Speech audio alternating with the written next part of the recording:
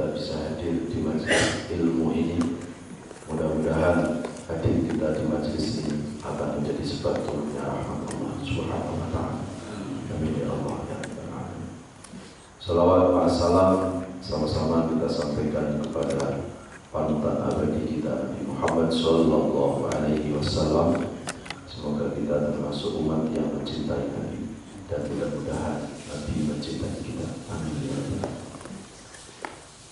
Jemaah sekalian, kita akan melanjutkan tadabbur Al-Quran atau kajian Al-Quran, renungan-renungan di bawah naungan ayat-ayat suci Al-Quran. Kali ini kita akan mengkaji surat Yunus, surat 10 atau surat Yunus ayat 62, 63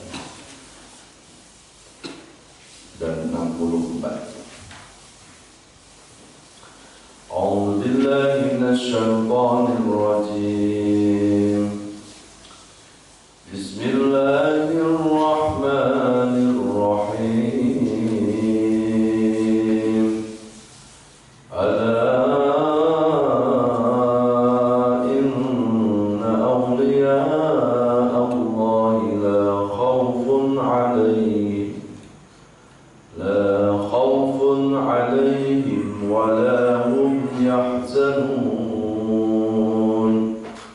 Alladzina amanu wa kanu yattaqun. Lahumul bushra fil hayatid dunya wa fil akhirah. La tabdila li kalimatillah. Dzalika huwal fawzul 'adzim. Sadaqallahu alazim. Bismillahirrahmanirrahim. Ingatlah wali-wali Allah itu tidak ada rasa takut kepada mereka dan mereka tidak bersedih hati, yaitu orang-orang yang beriman dan senantiasa bertakwa. Bagi mereka berita gembira dalam kehidupan di dunia dan di akhirat. Tidak ada perubahan bagi janji-janji Allah. Demikian itulah kemenangan yang agung. Sadaqallah. Bismillahirrahmanirrahim. Surat Yunus surat 10 ayat 62 sampai 64. Ayat-ayat ini menjelaskan tentang hamba-hamba yang dikasihi oleh Allah. Kalau dalam bahasa Al-Quran disebut dengan aulia. Aulia itu jamak dari wali. Jadi kalau wali itu satu kekasih, kalau aulia berarti beberapa kekasih. Jadi kalau kita bicara tentang wali-walinya Allah, kekasih-kekasih Allah, itu jangan hanya terpusat di Wali Songo saja. Jadi seolah kalau setelah Wali Songo ini sudah tidak ada wali. Jadi wali-walinya Allah itu selalu ada sampai kapan? Sampai hari kiamat. Cuma disebutkan oleh Rasulullah, la ya'riful wali illallah. Tidak ada seseorang yang tahu kepada seseorang bahwa orang itu wali kecuali yang tahu hanya Allah Subhanahu wa ta'ala. Jadi kalau ada orang ngaku-ngaku wali, pasti bukan wali. Sama kalau ada orang ngaku-ngaku dirinya orang baik, pasti bukan orang baik. Karena orang baik itu nggak butuh pengakuan. Orang baik itu nggak butuh status, nggak butuh pengakuan dari manusia. Orang baik itu hanya fokus, butuh status, butuh pengakuan dari Allah Subhanahu wa ta'ala. Siapa wali-walinya Allah itu? Allah sebutkan ciri-ciri wali adalah la khaufun alaihim, yaitu orang-orang yang tidak pernah dihantui perasaan takut menghadapi hidup. Wala hum yahzanun, dan orang-orang yang tidak pernah larut, tidak pernah tenggelam dalam kesedihan. Jadi ciri-ciri kekasih Allah itu tidak cukup hanya dilihat dari ibadahnya saja, ya, tapi juga akan dilihat sikap dalam menjalani hidupnya. Pertama, ciri-ciri kekasih Allah itu tidak akan dihantui perasaan takut. Apa yang hidup harus takut? Hidup sudah diatur oleh Allah, hidup sudah disetting, hidup sudah didesain, hidup sudah ditetapkan oleh Allah. Manusia ini tinggal jalani saja. Ya. Manusia ini tinggal jalani saja. Kita ini nggak bisa mengatur Tuhan. Yang mengatur kita Allah. Kita nggak bisa memaksa Allah untuk mengikuti kemauan kita. Kita nggak bisa memaksa Allah untuk mengikuti selera hidup kita. Tetapi yang bisa kita lakukan adalah memaksa diri kita untuk mengikuti apa yang dimaui oleh Allah. Dan kita sebagai orang beriman harus yakin bahwa kemauan Allah belum tentu lebih jelek dari kemauannya manusia. Jadi belum tentu kemauan Allah itu lebih jelek dari kemauannya manusia. Hari ini ada orang punya rencana, segudang rencana, ternyata diputuskan, digagalkan oleh Allah. Belum tentu kegagalan itu lebih baik, belum tentu kegagalan itu lebih jelek dari rencana yang kita inginkan itu. Ada orang kepingin diberikan kekayaan, Allah tidak memberikan kekayaan. Bukan berarti ketika Allah tidak memberikan kekayaan, Allah tidak mampu mengabulkan rencana kita. Tapi mungkin Allah punya pertimbangan. Kenapa ada orang minta kaya kok nggak dikasih kaya? Karena Allah tahu orang mau dikasih kaya bakal nggak kaya. Ini orang mau dikasih kaya bakal sombong. Jangankan kaya apa? Jangankan saat ya kayanya, miskinnya aja sombong. Tidak mungkin kan kalau kasih kaya. Ada orang minta supaya diberikan badannya sehat. Tiba-tiba Allah berikan penyakit. Belum tentu penyakit itu lebih jelek dari kesehatan yang kita minta. Ya. Bisa jadi Allah tahu orang dikasih sehat nggak pernah ke masjid, dikasih sehat nggak pernah beribadah kepada Allah, dikasih sehat malah digunakan untuk maksiat. Allah tahu caranya dari orang ini gimana. Kasih cobaan ini nggak mempan juga, kasih cobaan ini nggak mempan juga. Akhirnya Allah kasih penyakit, ternyata benar dengan penyakit itu. Akhirnya orang itu menyadari, orang itu mau memperbaiki diri. Kan banyak orang dikasih kesehatan malah justru dia lupa kepada Allah, tapi begitu dikasih sakit justru semakin dekat dengan Allah. Sebetulnya ketika Allah kasih penyakit itu cara Allah untuk menyelamatkan hambanya itu. Kalau dibiarkan sehat, nggak selamat dia. Karena maksiat menutup, dugem setiap malam. Ya, begitu dikasih sakit, paling tidak dia bisa meninggalkan itu semua. Ya. Ada seseorang minta diberikan pejabat. Ya, sebelum jadi pejabat, dia berusaha mati-matian. Ya, dia selalu berusaha untuk apa? Merakyat. Seolah-olah nanti kalau jadi pejabat dia akan berjuang untuk kepentingan rakyat. Sebelum jadi pejabat rajin baca ayat kursi. Begitu dapat kursi lupa ayat. Allah nggak kasih orang itu jabatan. Belum tentu ketika Allah tidak memberi jabatan itu lebih jelek daripada ketika orang itu mendapat jabatan. Makanya Bapak Ibu sekalian, hidup ini nggak bisa hanya dilihat dengan perspektif intelektual. Tidak bisa hidup ini hanya dihadapi dengan kecerdasan intelektual saja. Tapi hidup ini juga perlu dihadapi dengan kecerdasan spiritual, keimanan. Ya, yang saya sampaikan tadi, sakit lebih baik dari sehat. Ya, mungkin hidup yang sederhana lebih baik daripada yang serba wah.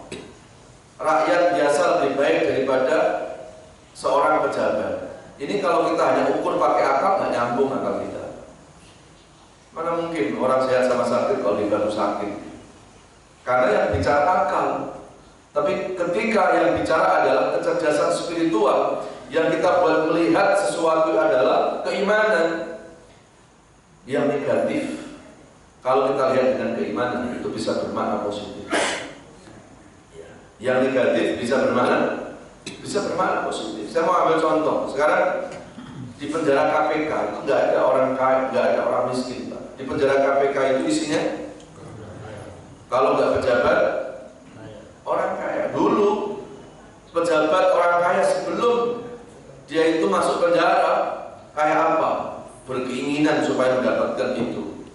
Ya, tapi ternyata Allah tahu justru jabatannya yang menjebloskan dia ke penjara. Ada penyelewengan jabatan di sana.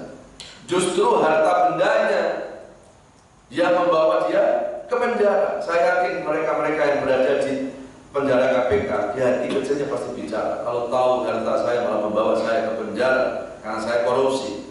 Kalau jabatan justru menjebloskan saya ke penjara, mendingan dulu saya jadi orang biasa. Mendingan dulu saya jadi rakyat biasa. Tapi dulu ngototnya kayak apa? Nah, ini bukti bahwa yang baik menurut kita belum tentu itu baik menurut Allah. Makanya ya kewajiban kita hanya sebatas berusaha. Hanya wajib berusaha manusia, dan manusia itu nggak wajib berhasil, karena berhasil Tuhan Allah Subhanahu. Kalau nggak berhasil, kita berusaha untuk berhusnul dan berbaik sangka kepada Allah. Mungkin timingnya belum tepat, atau mungkin Allah tahu ini belum tentu lebih baik buat kita.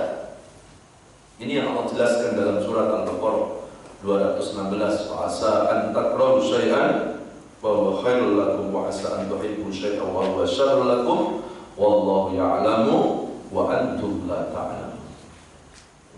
Jemaah sekalian dirahmati Allah, kembali ke surat Yunus surat 10 ayat 62. Kekasih-kekasih Allah itu ciri-cirinya adalah orang-orang yang tidak pernah dihantui perasaan takut menghadapi hidup dan tidak pernah tenggelam dalam kesedihan. Ya.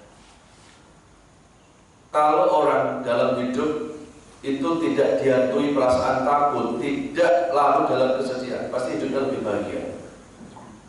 Ya. Jadi ternyata kenapa ciri-ciri pengikut, ciri-ciri kekasih Allah itu mereka tidak pernah dihantui perasaan takut, tidak pernah larut dalam kesedihan. Itu artinya kekasih Allah itu adalah orang-orang yang mendapatkan kebahagiaan hidup dari Allah.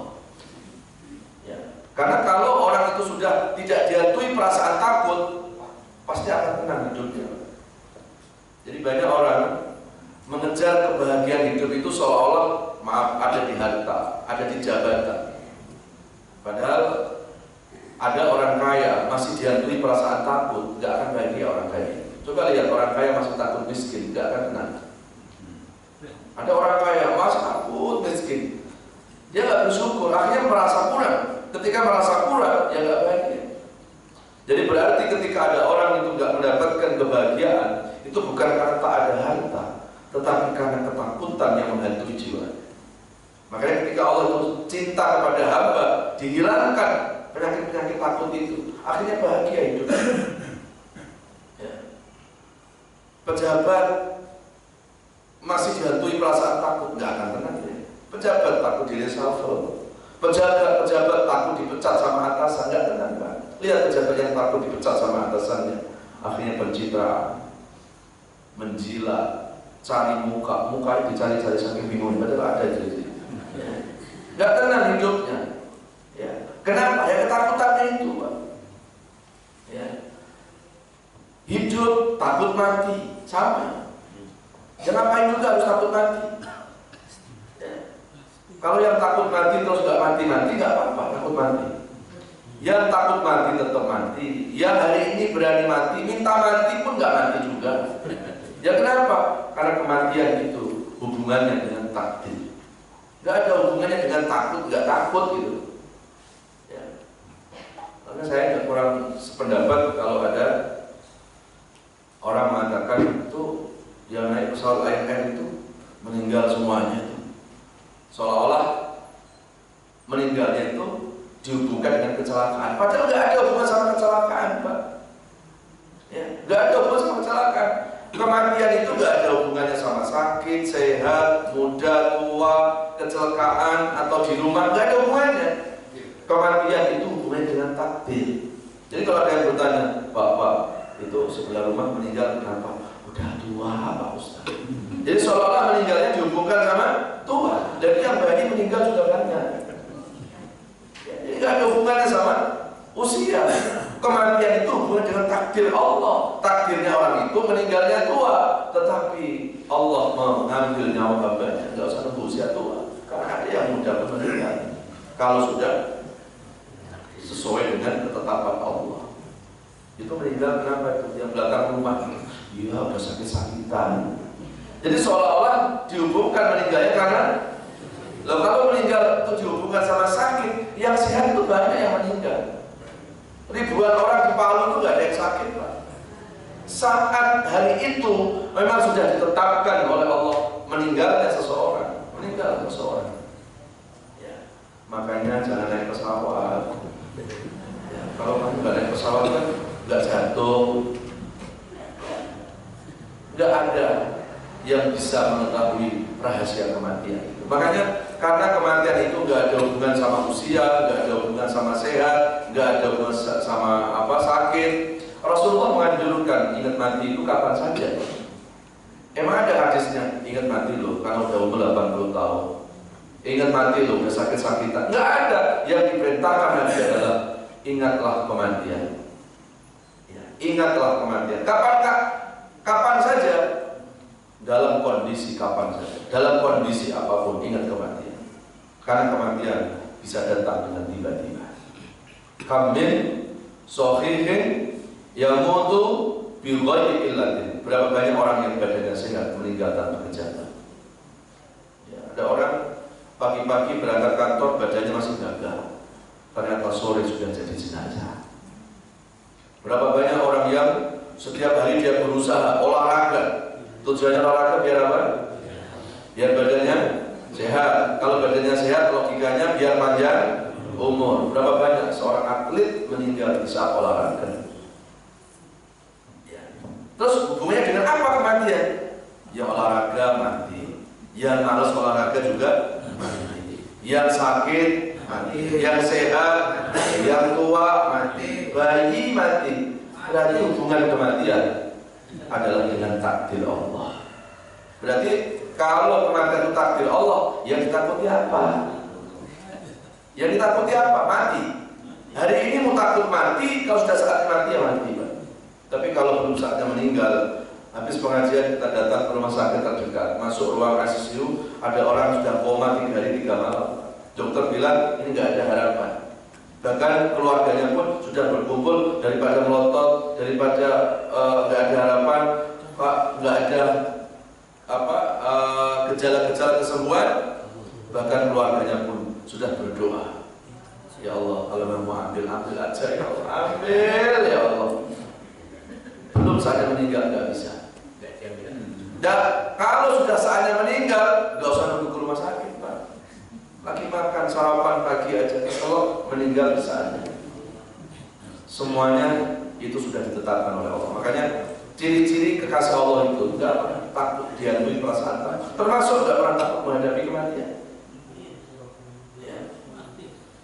Nggak takut dengan menghadapi kematian. Justru kalau orang-orang itu imannya sudah baik, Pak, kematian itu bukan ditakuti, justru kematian itu akan dirindukan. Ya. Jadi kalau orang imannya baik, justru kematian itu bukan ditakuti, malah apa? Dirindukan. Ya, kira-kira yang di sini sudah pada rindu mati belum? Belum baik. Kalau orang itu imannya baik, dia akan menjalankan 2 pekerjaan. Apa 2 pekerjaan? Pertama, kalau orang takut mati, dia pasti akan sibuk memperbaiki diri. Jadi percuma ada orang ditanya, takut mati Pak? Takut. Kok masih sedang berbuat dosa? Makanya itu saya takut mati. Loh, takut mati kok banyak dosa? Berarti kan bohong. Orang takut mati itu dia akan sibuk mempersiapkan bekalnya, perbaikan ini. Kalau saya ditanya, Pak Ustadz takut mati, nggak perlu saya jawab. Tapi saya akan jawab, saya akan buktikan bahwa saya takut dengan mati. Hari-hari saya sibuk memperbaiki diri. Itulah orang takut mati. Ya. Kalau orang dijawab takut mati. Ini enggak orang masjid, enggak preman, sama takut mati. Ya. Kalau orang itu takut mati, dia akan sibuk dalam hari-hari rajin ke masjid, rajin mendatangi majelis ilmu. Ya kenapa? Karena itulah bekal kematian. Ya. Yang kedua, kalau orang itu betul-betul takut dengan mati, yang muncul adalah kerinduan. Ya. Kerinduan, bukan hanya kerinduan terhadap kematiannya, tapi orang yang imannya baik, dia yakin bahwa kematiannya adalah proses awal untuk berjumpa dengan kekasih abadinya Allah Subhanahu wa Ta'ala. Orang mati itu kemana sih? Orang mati itu kemana? Orang mati itu ketemu sama siapa? Orang meninggal dunia itu kan ketemu sama Sang Pencipta, ketemu sama Allah, ketemu sama kekasih abadi Allah. Ya, jadi jangan sampai kita selalu ngomong, ya Allah, jadikan kami kekasih-Mu ya Allah. Engkau adalah kekasihku, Engkau adalah yang melindungiku, Engkau adalah yang mengasihi aku. Kita ngomong Allah kekasih kita, tapi saat kita bertemu dengan kekasih abadi kita Allah, kita takut. Masa ketemu kekasih takut? Ya. Ada seorang istri katanya sayang sama suami. Suaminya pergi dinas 6 tahun. 6 tahun untuk terlalu lama itu. 6 minggu, ya, 6 minggu keluarlah suami. Seorang istri yang cinta kepada suami, seorang istri yang sayang kepada suami, pasti semakin hari dia akan ada kerinduan untuk bertemu sama suami. Ya. Begitu hari yang ditentukan, suami telepon, "Ma, hari ini aku pulang." Kira-kira perasaan istri itu rindu apa takut? Rindu apa takut? Kalau takut karena selingkuh. Saya yakin istri pasti rindu. Kenapa? Saat itu akan berjumpa dengan kekasihnya. Dan sekarang apa bedanya? Kematian itu kita bertemu dengan Allah. Kematian itu awal kita berjumpa dengan kekasih abadi Allah Subhanahu wa Ta'ala. Ya. Jadi perlu kita sekali-sekali mengkaji kitab tasawuf. Ya. Perlu kita kaji ihya, perlu kita kaji hikam.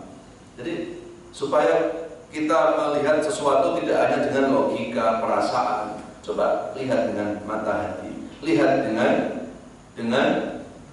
qalbun salim, dengan hati yang bersih.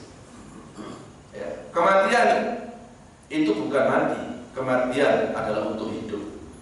Karena hidupnya sesungguhnya itu justru setelah mati. Dan udah sampai sini aja. Nanti bingung bapak-bapak ini. Bingung. Orang menganggap kan mati itu akhir segala-galanya. Mati itu yang mengakhiri hidup kan.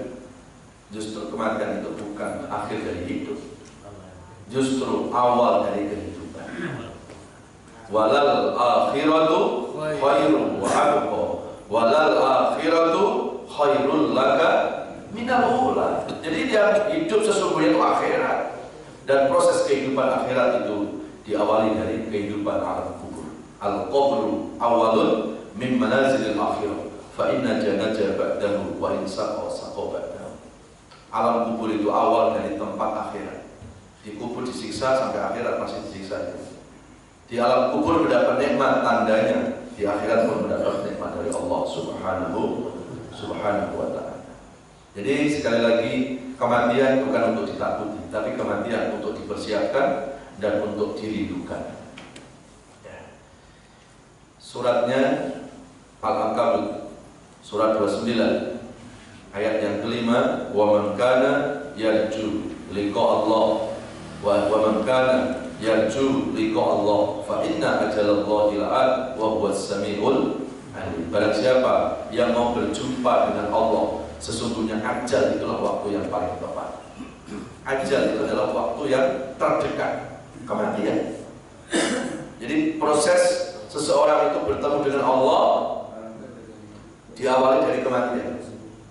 Ya, ini proses awal, Karena kita nggak selamanya, kita hanya menatap wajah Allah sekilas. Ya. Itu pun Pak, syaratnya kalau Allah menerima kita. Kalau Allah nggak menerima kita, ya Allah nggak akan menemui kita. Ya. Jadi suatu saat ada orang yang meninggal dunia, kemudian orang ini menyapa Allah, ya Allah, aku ini hambamu. Kemudian Allah menjawab, ya, aku sudah tahu, memang engkau hambaku, kan hidupmu memang aku sudah tahu, engkau hambakan seluruh hidupmu untuk aku, engkau tundukkan hidupmu untuk aku, aku sudah tahu engkau hamba. Itu saat apa? Saat Allah menerima ya kematian seseorang hamba. Tapi ada lagi yang teriak-teriak, ya Allah, aku datang kepadamu ya Allah, aku hambamu ya Allah. Tiba-tiba Allah menjawab, enggak, engkau bukan hamba. Ini yang kita takuti itu yang ini nih Pak, bukan nantinya. Ya, tiba-tiba Allah mengatakan, engkau bukan hambaku. Amat kamu ngaku hambaku. Aku tahu kamu tuh hamba dunia, kamu tuh hamba nafsu. Hidupmu kau habiskan untuk urusan dunia. Tiba-tiba sekarang kamu mengaku hambaku. Bukan, kamu bukan hambaku. Nah, kondisi ini yang kita takuti, bukan nantinya. Akhirnya kalau Allah nggak menerima kita mau kemana Pak? Ibarat kalau kita ini mau bertamu jauh itu, sudah ketemu sama orangnya, nggak bukain pintu. Ya, itu contoh. Itu sebetulnya belum contoh yang sebanding. Ya, karena kalau kita nggak, katakanlah saya bertamu di perumahan sini, tujuannya ke Pak Fulan, nggak diterima, saya mampir ke yang lain mungkin diterima, karena ada yang lain gitu. Tetapi kalau Allah kan Allah cuma satu. Dan kalau Allah itu cuma satu, nggak terima kita mau ke Allah yang mana lagi? Kecuali kalau kita punya Tuhan ada dua kan? Ya Allah, emang kamu nggak terima saya nih? Nggak terima saya, sudah nggak apa-apa deh. Saya akan ke Allah yang satunya. Masih ada hadapan seperti itu gitu.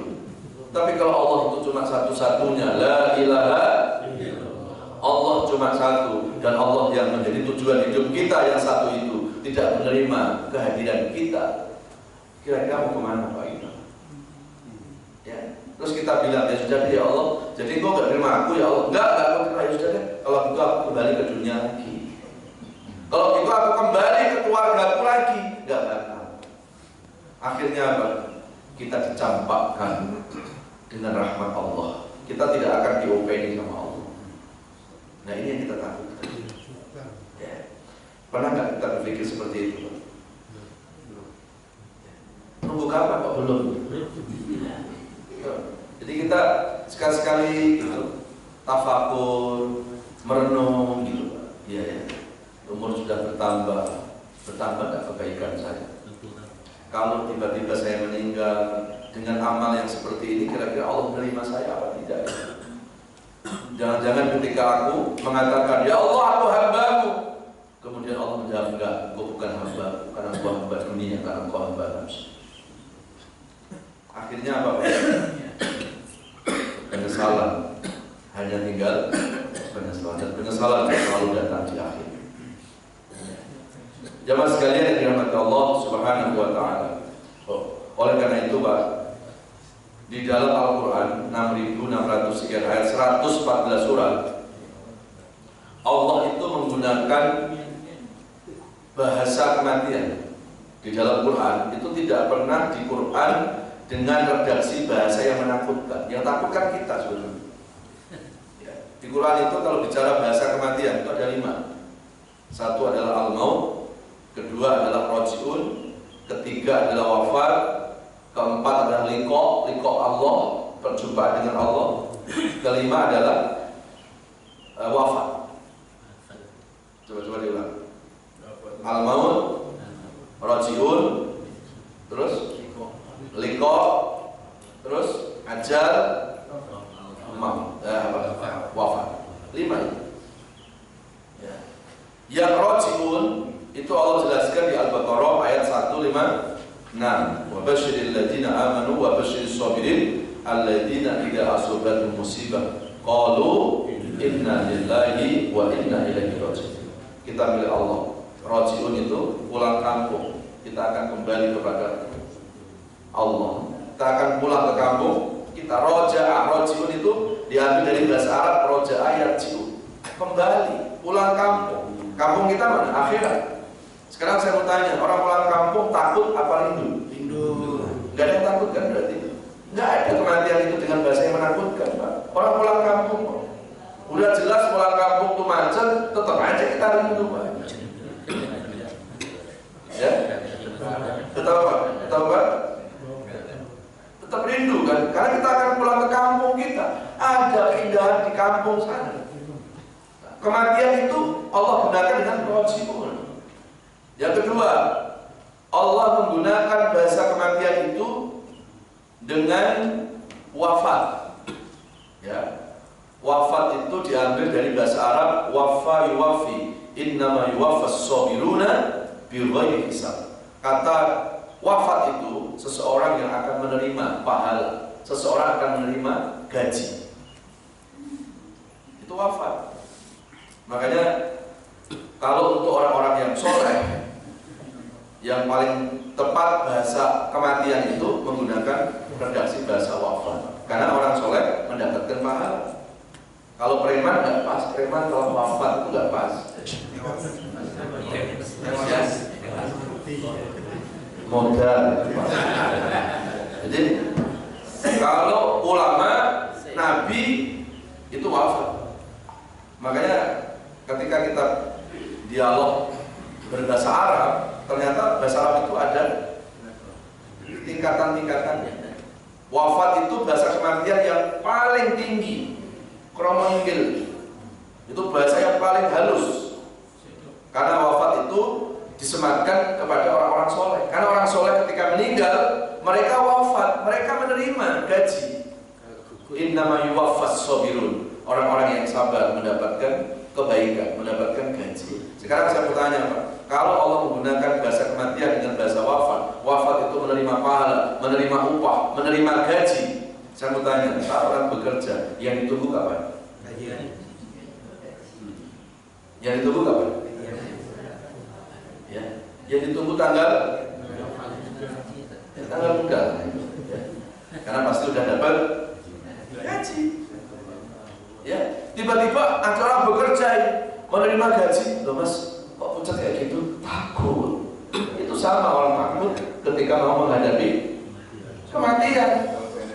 Hari ini Pak, kita bekerja untuk Allah. Hari ini ngaji, sholat, zakat, ibadah, tahajud, sedekah. Ini kita beramal kepada Allah.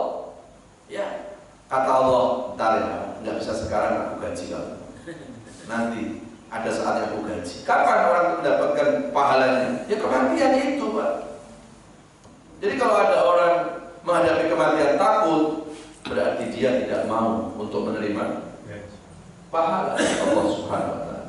Coba, ada nggak bahasa yang menakutkan dalam redaksi bahasa kematian? Dua, nggak ada. Raji'un, wafat.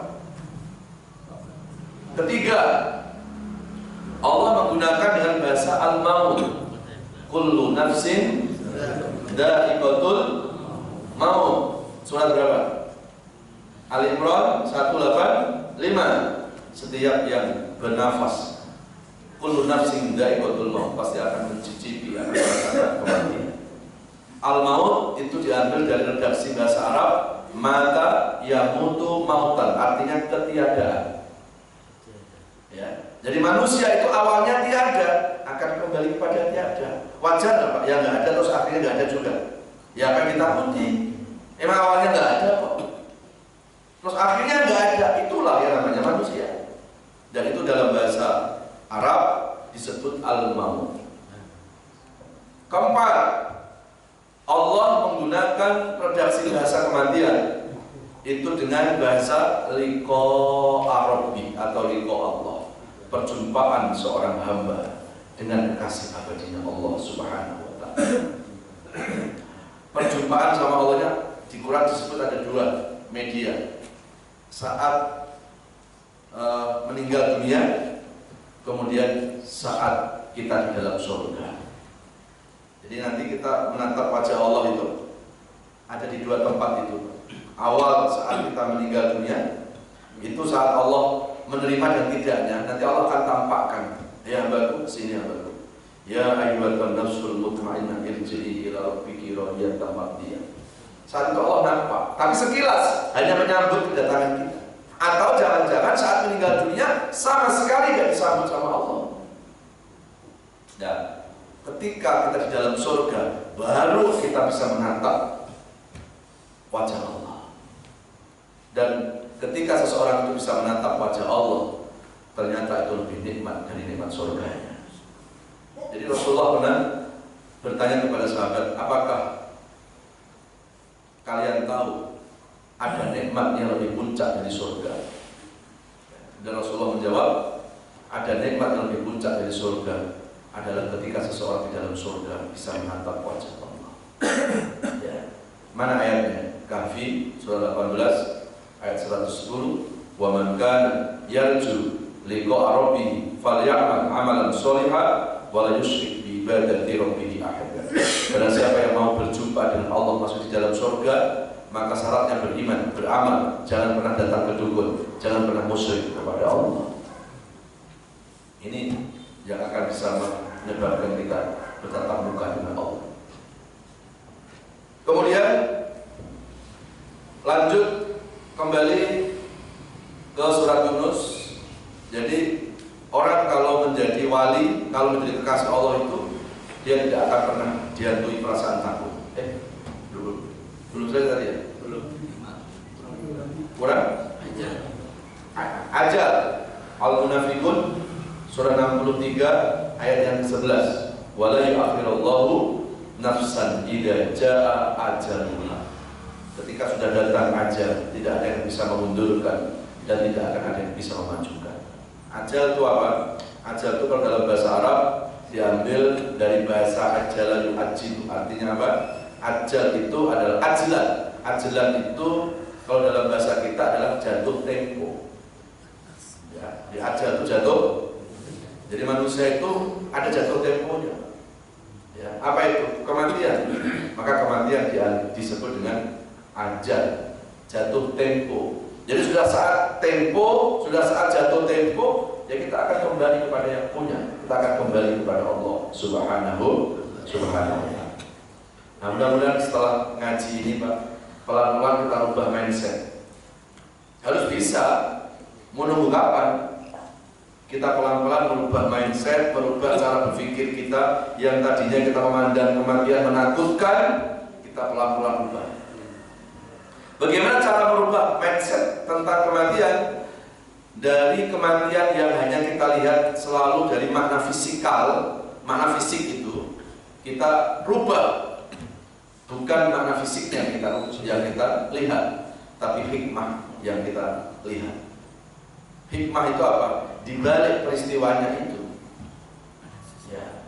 Karena selama ini orang kalau bicara kematian pasti yang nampak adalah makna fisikalnya. Satu, kuburan. Ustaz, ya Allah, kuburan itu sempit, pengap, gelap. Ya. Itu yang kita lihat, pasti takut menghadapi kematian. Ya. Yang kedua, Pak Ustaz, kalau saya mati, cucu baru lahir Pak Ustaz. Ya kan?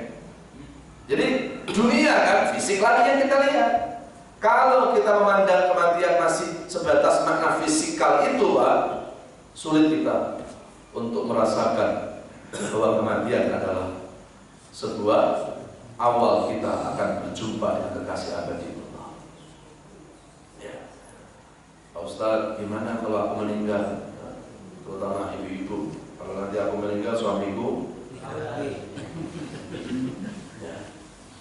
Nggak usah dipikirin, udah meninggal, apa yang mikirin dalam hidup ya. Ketakutan, karena apa? Yang kita lihat makna fisik lagi. Coba pelan-pelan. Ingat 5 bahasa Quran. Ingat ayatnya semuanya. Iya ya. Kok selama ini saya selalu takut dengan kematian? Bukankah aku berharap untuk bisa berjumpa dengan kekasih abadi Allah. Bukankah kok aku sekarang takut dengan kematian? Bukankah kematian itu awal seseorang akan masuk surga? Padahal aku pengen masuk surga. Coba banyak orang bertanya, mau masuk surga? Mau mati? Enggak. Udah kapan masuk surga? Ya kan? Coba lihat. Ini kan sebetulnya renungan-renungan yang sederhana gitu loh. Tapi kenapa kok sulit ya? Kenapa? Karena ini ada hubungan dengan iman.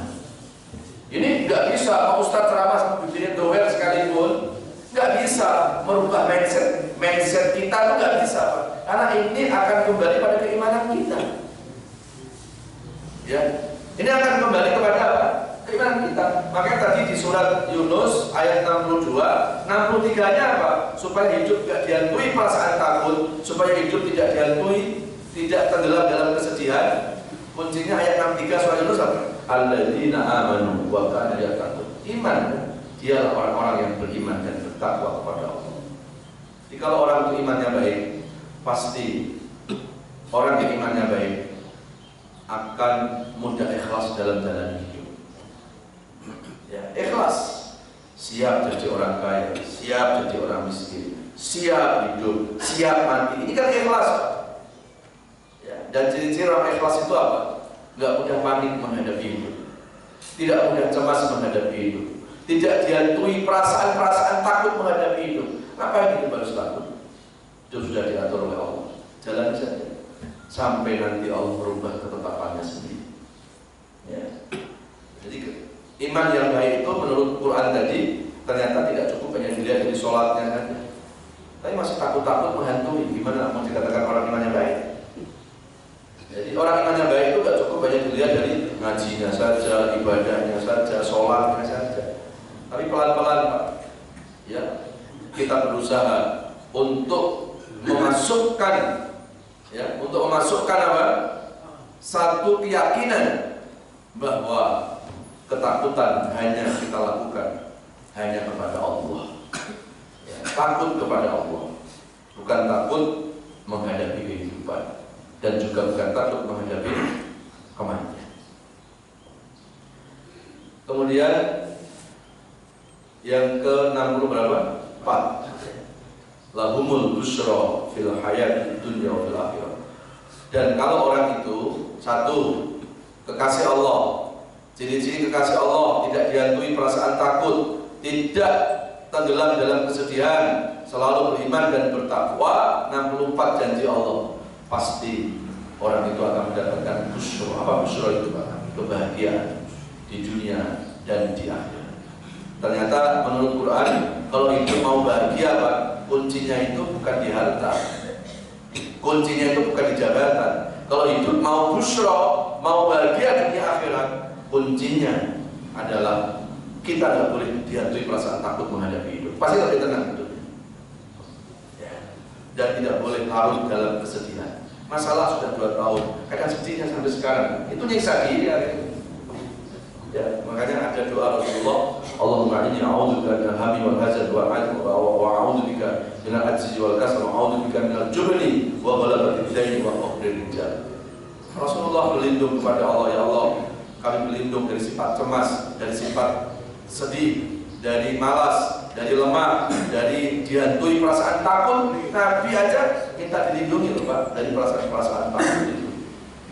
Karena kalau orang itu hidupnya sudah tidak dihantui perasaan takut, pasti hidupnya tenang. Ya. Makanya kan kadang-kadang kita sering lihat orang, sering kita lihat orang lain.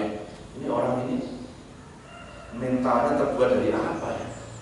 Ini orang seluruh Indonesia memfitnah, membuli, mencaci maki, tapi sama sekali tenang, nggak ada rasa ketakutan.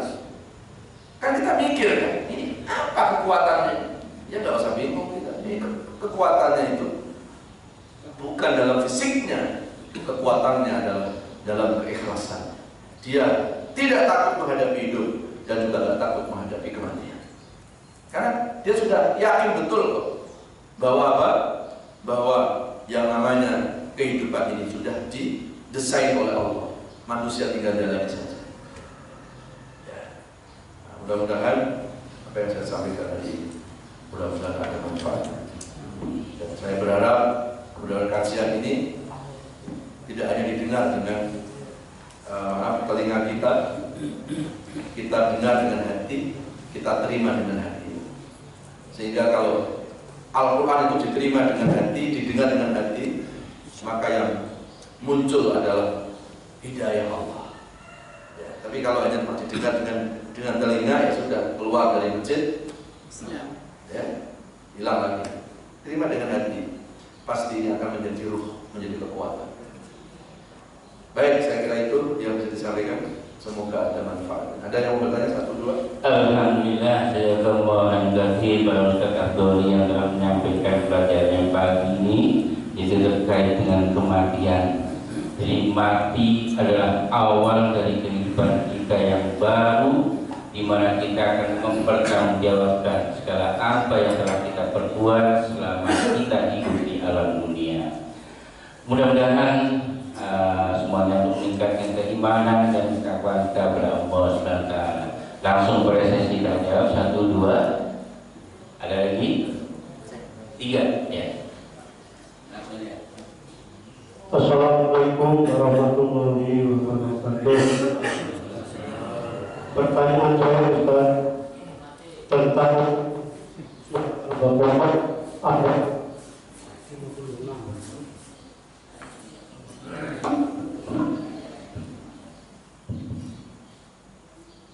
Bismillahirrahmanirrahim. Summa ba'asnakum min ba'di mautikum la'alakum tashkurun. Artinya setelah kami bangkitkan kamu sesudah mati supaya kamu bersyukur. Apakah setelah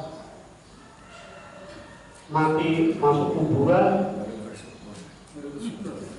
masuk ke kubur, dalam kubur, terus dibangkitkan, tahu tentang keadaan alam kubur? Demikian Ustaz pertanyaan saya. Langsung Pak, mana lagi? Ada bertanya lagi ya? Ada. Sekalian.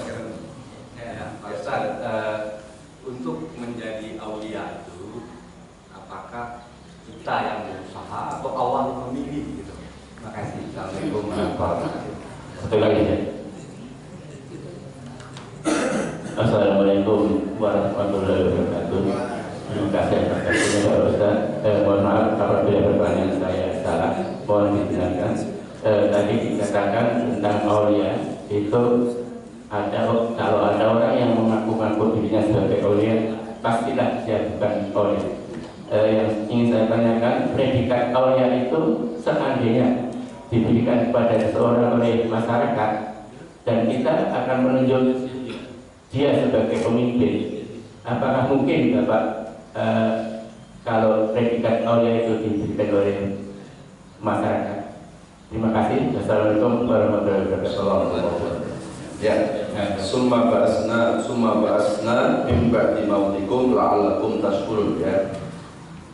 Ini sama, harus dipandang ayat ini nggak bisa hanya dijelaskan dengan kecerdasan intelektual. Ayat ini harus dipahami dengan pemahaman iman.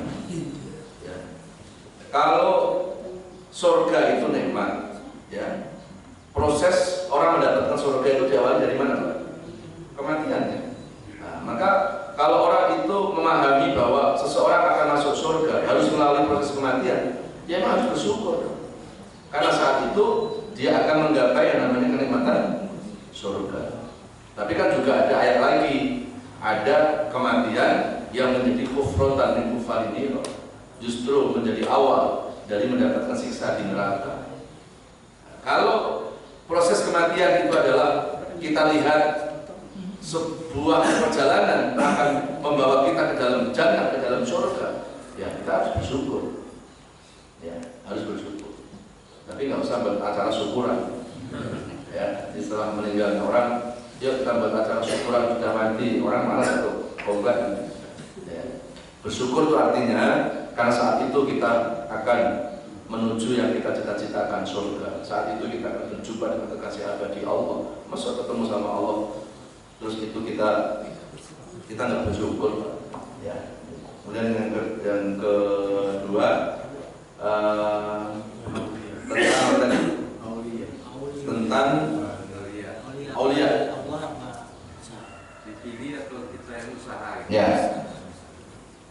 Innallaha la yughayyiru ma biqaumin hatta yughayyiru ma bi anfusihim. Ini perintah manusia itu harus wajib berusaha.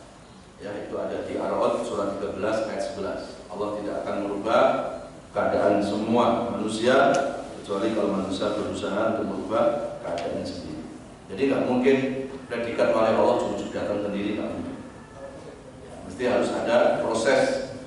Prosesnya apa? Ya prosesnya tadi kita berusaha untuk menguatkan keimanan kita dan kita berusaha untuk menguatkan ketakwaan kita. Nah, kalau dalam kitab tasawuf ada proses-prosesnya, ya kita harus baik dalam sisi syariat, kemudian kita tingkatkan baik dalam sisi hakikat, kemudian kita tingkatkan lagi kita supaya baik dalam sisi ma'rifat. Nah, dalam bahasa tasawuf itu disebut dengan thariqatul auliya, itu jalan-jalan menuju meniti jalan Allah Subhanahu wa taala. Jadi syariat kita harus benar. Makanya tidak pas kalau ada orang mengatakan si anu ini wali, sholatnya apa? Di Mekah ya. Sholatnya apa?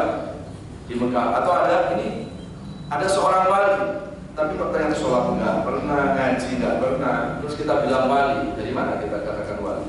Wali itu akan baik syariatnya. Ya. Ada orang ditanya, kok nggak sholat Jumat mas? Oh, sholatku beda, sholatku tuh di Mekah kan. Padahal di Mekah itu 4 jam lebih lambat kan. Dan kalau saat kita sholat Jumat di sini, ya sana belum mulai sholat Jumat. Tapi dia bilang, kamu sholat Jumat, saya juga berangkat tadi sholat Jumat di Mekah. Ya belum, baru jam berapa? Ya. Jadi kita jangan terhipnotis dengan hal seperti itu. Orang wali itu pasti syariatnya bagus. Setelah syariat nanti ilmu hakikat. Setelah hakikat nanti ma'rifat. Nah, ma'rifat itu apa sih? Ma'rifatullah biqalbin salim. Ma'rifat itu adalah menyatunya seorang hamba dengan Allah Subhanahu wa taala. Kalau dalam bahasa sesi sebenarnya itu manunggaling Allah marang Gusti. Ketika dia sendiri dia merasa keduanya Allah, ketika dia berdua merasa ketiganya Allah. Dan wali-wali itu nggak akan ada yang tahu. Tadi Bapak, kemudian wali itu diangkat oleh masyarakat, yaitu wali kota. Tidak mungkin walinya Allah. Tidak ada. Ya, diangkat yuk, kita angkat wali ini. Loh kenapa? Dia bisa menggandakan uang. Diangkat wali jamaahnya. Ya, jadi enggak. Wali itu justru kadang-kadang wali. Ya, wali itu justru secara lahiriah. Justru nggak nampak kalau apa mereka ini seorang wali. Ya. Istilahnya kalau yang di laut itu nampak batunya sebatu karang, mutiara di bawah laut. Jadi kadang Allah kepada wali-walinya Allah itu malah menyembunyikan. Allah nggak mau expose. Dia disembunyikan oleh Allah Subhanahu wa taala. Tapi jangan salah.